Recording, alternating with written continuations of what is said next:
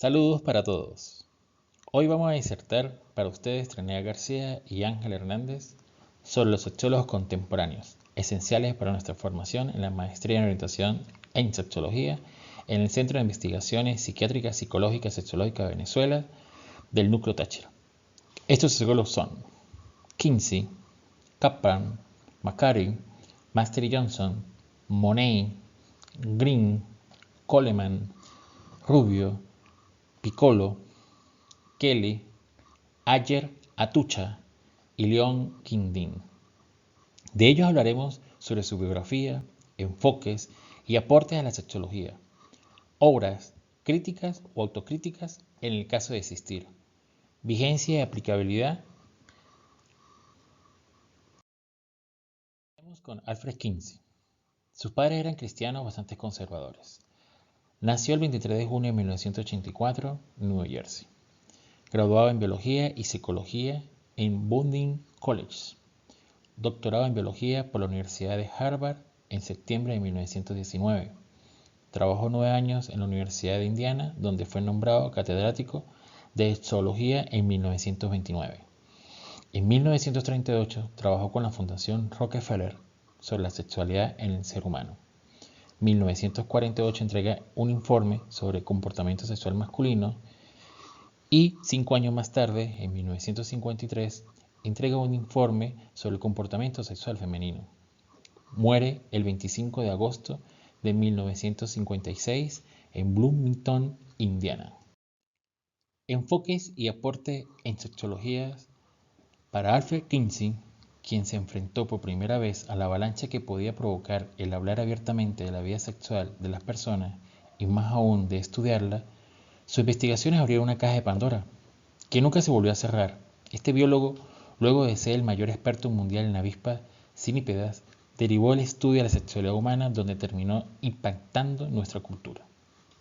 Kinsey estaba obsesionado por la recopilación de datos. Sentía que la muestra debía ser lo más cuantitativa posible para entender la diversidad existente. El equipo se lanza a la carretera a recorrer Estados Unidos, efectuando más de 18.000 entrevistas a hombres y mujeres en varios estados y en diversos estratos sociales. En su búsqueda, Kinsey llega también a prostíbulos y cárceles, donde va descubriendo el mundo underground de la homosexualidad, en el cual por primera vez puede concretar sus impulsos de adolescencia. Los estudios mostraban que la mujer también se masturbaba, que también tenía comportamientos homoeróticos, que el orgasmo clitorial era más común que el orgasmo vaginal y que el apetito sexual femenino seguía aumentando pasados los 30 años. Definitivamente la mujer tenía un sofistificado mundo erótico y no existía solo para satisfacer al hombre. Pero la repercusión de sus estudios es incuantificable, abrió puertas que nunca más se volverían a cerrar. Kinsey siempre tuvo una visión utópica de una sociedad liberada sexualmente y de seguro estaría satisfecho de ver cómo al menos cierta parte del mundo consideraba el tema de hoy, la sexualidad humana, se logró liberar de la culpa, de la represión que le guiaban en la moral victoriana y impuesta por la Iglesia Católica. Desde hace siglos, desde allí, parte de su rechazo a la moral judeocristiana. Kinsey rompió esta concepción dualista en las orientaciones sexuales al proponer un modelo según el cual existían muchos grados intermedios entre heterosexualidad y homosexualidad. Esta gradualidad quedó plasmada en lo que hoy se conoce como la escala de Kinsey. Los estudios de Kinsey mostraron además que no existía una separación claramente definida entre el comportamiento heterosexual y homosexual, sino que establecía una gradación en la orientación sexual, que iba de 0, exclusivamente heterosexual, a 6, exclusivamente homosexual, establecido por grados de bisexualidad. Este hecho es algo muy novedoso para su época, pues nuestra primera vez la diversidad sexual distanciándose de la monosexualidad aceptada. La idea es que todos podemos tener una parte bisexual o más o menos evidente. ¿Y qué es eso? Más de definir nuestra identidad, es una simple preferencia con umbrales o límites no siempre demasiado claros. Los conservadores consideran que es una amenaza ante los valores de la familia nuclear tradicional y una herramienta de ideología de género, aunque la realidad de escala de Kinsey puede ser definida sin adscribirse a este esquema de pensamiento, y los colectivos del LGTBI ven en ella un marco conceptual desde que se puede estudiar la sexualidad de un modo menos rígido de lo habitual.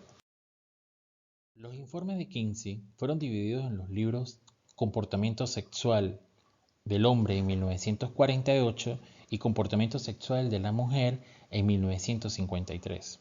Arrojaban datos que en aquel momento cuestionaban lo que se sabía sobre la sexualidad humana y la propia naturaleza de los géneros. De allí los resultados ya explicados en la escala de Kinsey. También Kinsey tenía investigadores aliados, el cual surgió en él Pomeroy como psicólogo, sexólogo, colaborador, y a partir de esto se han interesado en sus investigaciones. De allí el origen de las obras como Crímenes y Consecuencias. Aquí tienen el link del libro y el link de la película El científico del sexo, el cual generó grandes polémicas. Autocrítica. Las posiciones encontradas sobre sus investigaciones han generado profundo debate y la crítica más relevante podría ser que no tomó en cuenta los complejos procesos psicológicos, culturales y emocionales que entran en la sexualidad. Desde su visión de biólogo, obvió las profundas y aún inexplicables causas que generan la excitación sexual y que en recientes estudios han demostrado que están ligadas a la construcción sociocultural.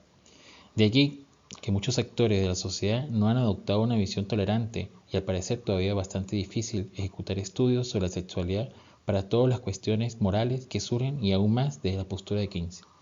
Solo los niños tienen derecho a las relaciones sexuales a cualquier edad, la pedofilia, las violaciones de bebés y niños como fuentes de placer. Absolutamente cuestionado y criticado. La vigencia y la aplicabilidad. A pesar de las críticas de la ideología de Kinsey, ha sido promovida por la paternidad planificada, por la organización que más promueve la anticoncepción y el aborto en el mundo, el Consejo para la Información y Educación Sexual de los Estados Unidos, conocida como CEUCUS, una influyente organización que aboga a temprana educación sexual gráfica de los niños y de la enseñanza de las expresiones no conyugales, juego sexual, incluyendo el orgasmo, sin relación sexual a los adolescentes. CEUCUS fue fundada con la ayuda de Pomeroy, coautor del informe de Kinsey, y ha tenido enorme importancia en la formación de generaciones de psicólogos y sexólogos de América y el resto del mundo.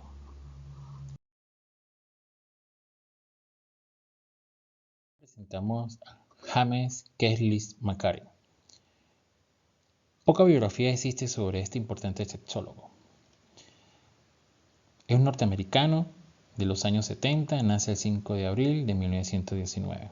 Se enfocó hacia el estudio de la educación sexual, responsable y madura. Estableció la diferencia entre mito y falacia. Esta propuesta se evidencia en su libro Sexualidad Humana. La primera parte hace énfasis en aspectos generales de la educación sexual y los distintos mitos y falacias sexuales que existen aún en la sociedad. En la segunda parte, Sistema Sexual Humano, nos habla sobre la función que tiene el sistema endocrino en la activación del desarrollo del sistema sexual, en los distintos órganos que componen los sistemas sexuales, dedicando un capítulo a la menstruación y menopausia. La tercera parte, el acto sexual, empieza hablando de la parte más emocional de la reproducción, la intimidad y el amor, estímulos sexuales, orgasmo, control de natalidad. En la cuarta parte, el comportamiento de actitudes sexuales en la sociedad actual habla de la evolución de las actitudes sexuales en la sociedad occidental, dedicado un apartado a la homosexualidad y a las leyes existentes en los Estados Unidos, que penan las desviaciones sexuales y finalmente, en la quinta parte, las complicaciones sexuales, se enfoca a las ITS y disfunciones sexuales. En cuanto a los mitos y falacias sexuales, según Macari, se crearon para explicar lo inexplicable y persisten debido a las costumbres y tradiciones, se relacionan con la superstición y son alimentados por la ignorancia. Leslie considera absurdo los siguientes mitos. El pene grande es importante para dar placer a la mujer. La virginidad de la mujer constituye un factor importante en el éxito del matrimonio. El hombre con pene grande es más potente sexualmente que el que tiene pene pequeño. Los orgasmos simultáneos son necesarios para la compatibilidad sexual de la pareja. La presencia del himen es evidencia rotunda de virginidad.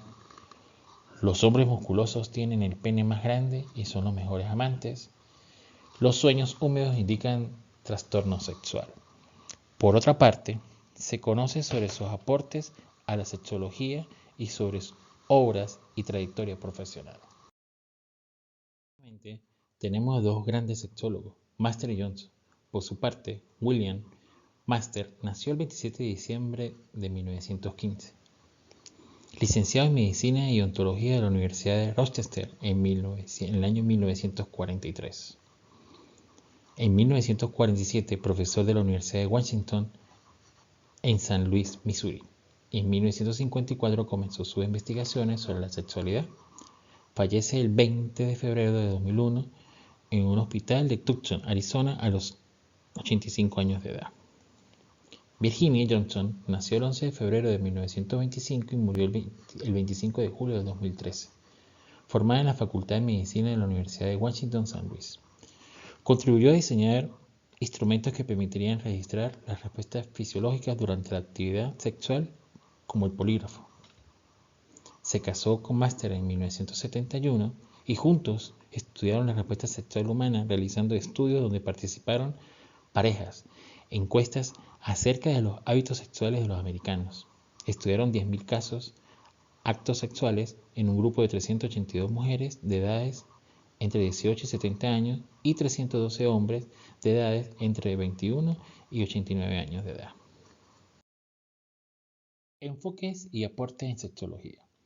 Master y Johnson concluyeron que precisamente porque el sexo suele ser una actividad en pareja, era necesario tratar a ambos y no al individuo aislado, perspectivas desde las que desarrollaron técnicas terapéuticas de comunicación sexual que permitieran a las parejas resolver sus problemas sexuales, coincidiendo con la invención de métodos anticonceptivos eficaces, dando base científica a la noción del sexo como placer para ambos miembros de la pareja.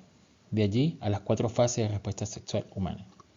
En la fase de excitación se presentan cambios mentales y físicos en el cuerpo que preparan y facilitan a la persona para que se produzca la relación sexual.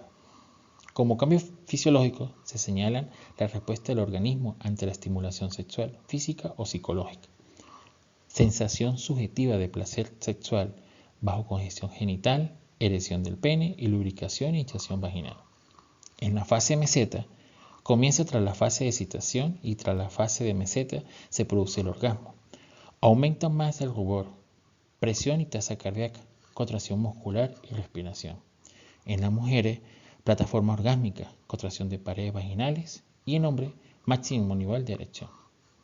En la fase del orgasmo, descarga la tensión neuromuscular, máxima intensidad de estimulación. Los cambios fisiológicos más importantes son en las mujeres contracciones rápidas de 1/3 externo en la vagina y en los hombres eyaculación, frecuentes contracciones musculares generalizadas, gemidos, llantos, sacudidas, gritos, risas o con un profundo silencio.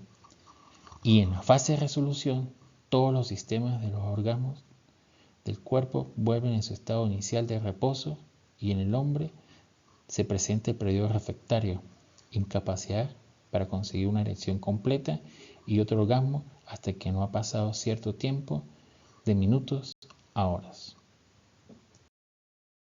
Fase de la respuesta sexual. Sin lugar a dudas, sus estudios presentan un antes y un después muy evidente en los estudios de la sexualidad humana. Y además sentaron las bases para la revolución sexual de los años 60. Las bases fueron la clave para comprender profundamente la respuesta sexual humana y sobre todo para poder tratar sus posibles disfunciones sexuales. Para ellos propusieron la terapia sexual para disfunciones sexuales de mujeres y hombres. Disfunciones sexuales cuando existe una dificultad durante cualquier etapa de la respuesta sexual de un individuo. Deseo, excitación, meseta, orgasmo o resolución. Y esta respuesta sexual se deteriora significativamente. Las disfunciones son, en la mujer, frigidez, vaginismo y disfunción orgásmica. En el hombre, disfunción eréctil, impotencia, eyaculación prematura, eyaculación retardada incompetencia eyaculatoria y eyaculación sin orgasmo. La sexología actual, pues, explica que, aunque se expresen de forma diferente, las disfunciones sexuales en hombres y mujeres son las mismas. Estas pueden estar relacionadas con la falta de respuesta del cuerpo en el aumento de la excitación, problemas de tumescencia, con el orgasmo o bien con el dolor durante las relaciones sexuales. Por otra parte, producto de sus investigaciones, Master y Johnson publicaron 3 obras. En 1966, Respuesta sexual humana, en 1970, Incompatibilidad sexual humana y en 1979, Homosexualidad en perspectiva. En cuanto a la vigencia y la aplicabilidad en todos los campos de la sexología, psicología, educación e investigación, se aplican los postulados sobre la respuesta sexual humana y terapia. Aún más que nunca se encuentran vigentes Master y Johnson. Inaugura una terapia sexual que se esfuerza por dejar a un lado los prejuicios morales, para ver a la pareja tal como es y entender cada problema sexual dentro de sus circunstancias. Con sentido común, todo esto ha conllevado la liberación sexual, la libertad para hacer lo que queramos de manera responsable. Tener la capacidad de elegir. Esto no significa necesariamente elegir una pareja para casarnos, tener novio, elegir tener relaciones sexuales con alguien del mismo sexo, con 2 personas o simplemente no tenerlas con nadie. En cuanto a la autocrítica, como siempre para algunas sociedades, cada quien interpreta de manera lo que más le convenga. La revolución sexual parte de la libertad para tener relaciones sexuales con quien queramos tenerlas. Y esto está muy bien, pero hemos llegado a un punto que no estaba previsto en la liberación sexual original. La frivolización de las relaciones sexuales. El sexo es un acto de comunicación íntima y profunda que tiene consecuencias físicas y emocionales. Quitar al sexo esta trascendencia, convertirlo en mero acto de descarga física y la libertad, convertirla en libertinaje. Son 2 conceptos bien diferenciados que debemos tomar en consideración. A John Monaghan, sexólogo, psiconeuroendocrinólogo, nacido en Nueva Zelanda y residente en Estados Unidos desde 1947. Doctorado en Harvard en 1952. Considerado como el sexólogo del siglo XX, posee autor prolífico e investigador en identidad sexual, género y reasignación sexual. Recibió en el año 2002 la distinción de la Sociedad Alemana para la Investigación Sociocientífica en Sexualidad. Murió el 7 de julio del 2006, un día antes de cumplir los 85 años.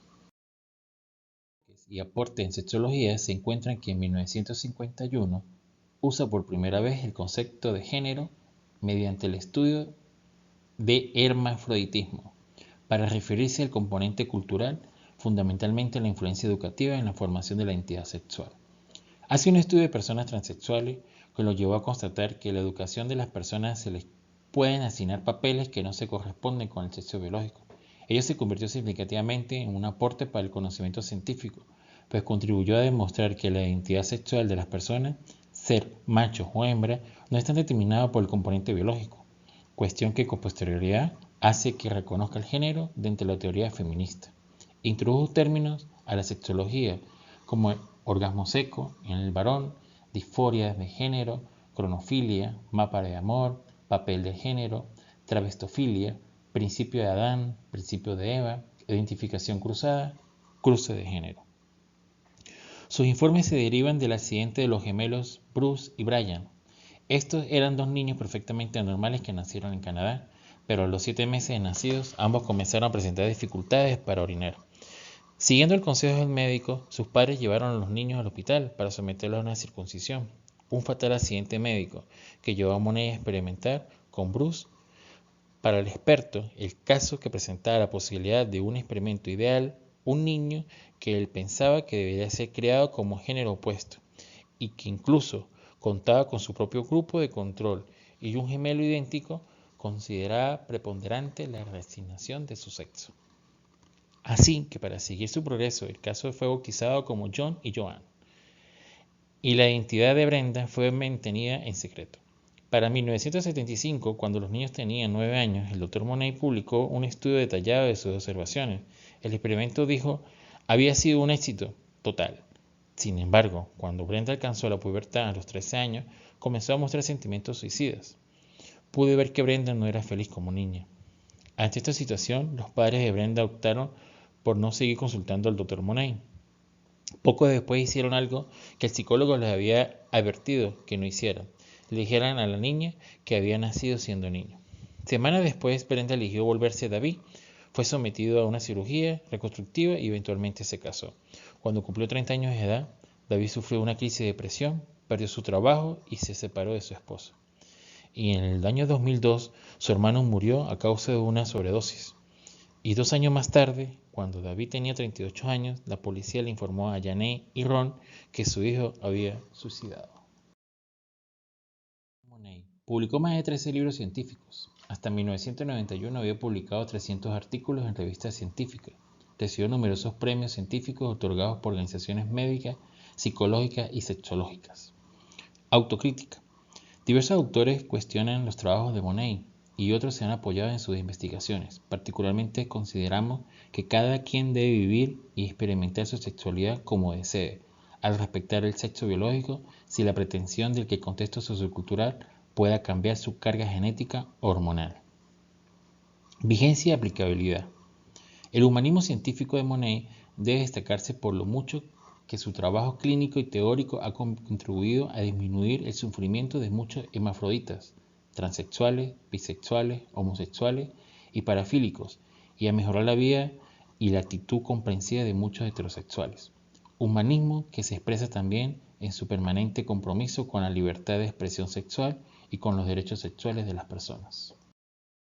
Richard Green nació el 6 de junio de 1936 en Brooklyn, Nueva York, psiquiatra y abogado, fundador e inventor de la investigación sexual. En 1973 trabajó para la atención médica de las primeras personas transgéneros de la Universidad de California, a favor de la descicatrización de la homosexualidad. En 1975 fundó la revista Archive Sexual y la Academia Internacional de la Sexualidad. Miembro de la Sociedad para el Estudio Científico de la Sexualidad, miembro de la Real Colegio de Psiquiatría desde 1994, fue presidente de la Asociación Profesional Mundial de la Salud Transgénero desde 1997 hasta 1999 y murió en Londres el 9 de abril del 2019 a los 82 años. Richard Green. Enfoque y aporte en sexología.